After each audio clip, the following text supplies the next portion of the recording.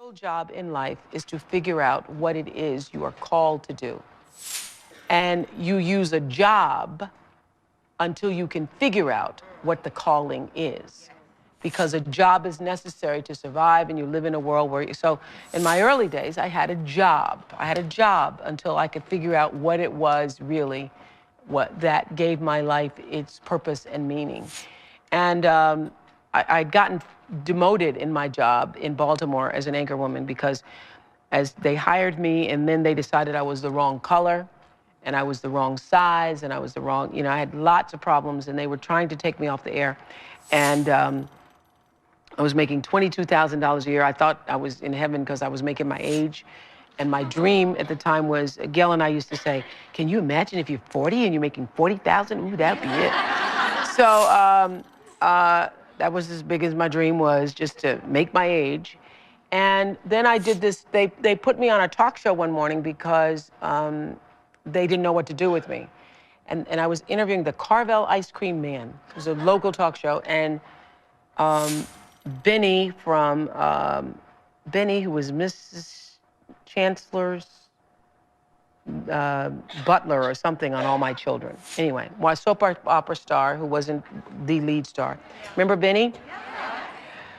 Benny and the Carvel Ice Cream Man. That's how I cut my teeth. And I finished that show. So it's not about the stars themselves or whoever the guests were. But I felt like this is what I'm supposed to do.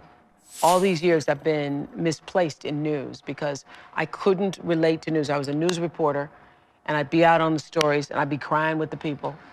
And I felt that I was exploiting the people with news. I couldn't, put a microphone in people's face when they were going through tragedies and stuff. I just was so emotional. I was always getting little notes from my boss about, cut that out, you need to stop. So, but the moment I did that talk show, I felt like, oh, I can be myself. And that was August 14th, 1978. And that was the beginning of fulfilling the calling. And so since that time, August 14th, 1978, I've never had a problem with energy. Now, when I was working in news, I used to be exhausted all the time.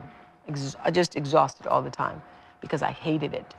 And the reason I didn't quit is because I'm not a quitter, number one. And because my father was like, better not quit that job. You're making $22,000 a year.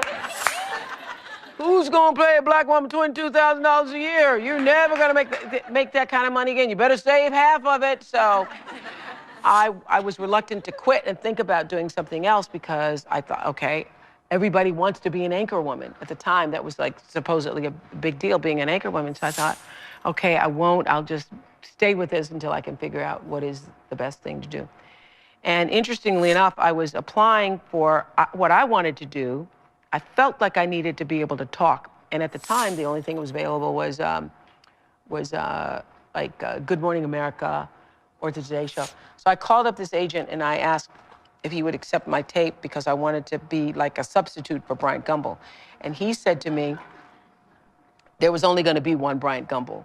And so there wasn't gonna be another one, that they weren't gonna another black person on that show. He said that to me.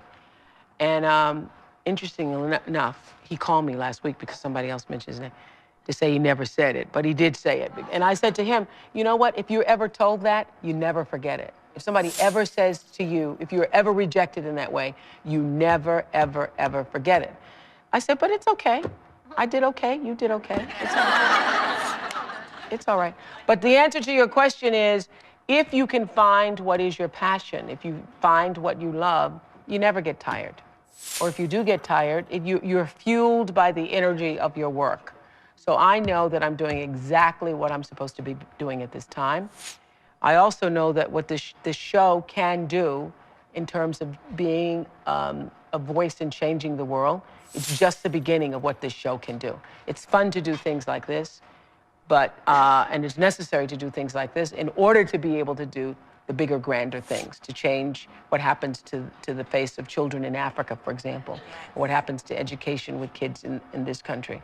So I believe that, that what has happened to me is really the beginning of the greater passion to come. But if you find out what you're supposed to do, and you know what you're supposed to do by how it feels, You know, people wait on the voice of God to be the Moses in the burning bush. I think that was only Bible talk, you know, because he doesn't come to burning bushes for people. He comes through your heart. He speaks through your heart, through your feelings. And so you know if you're doing the right thing, if it feels like it's right to you. And when you hit the thing that feels right, when you know it's the right thing, you know it's right because it gives you your juice, and you know it's right because you would do it for nothing. You would do it for nothing and find a way to be able just to do it in order to be able to continue. That's how you know you're doing what you're supposed to be doing, right? So I hope that for everybody. I wish that for everybody.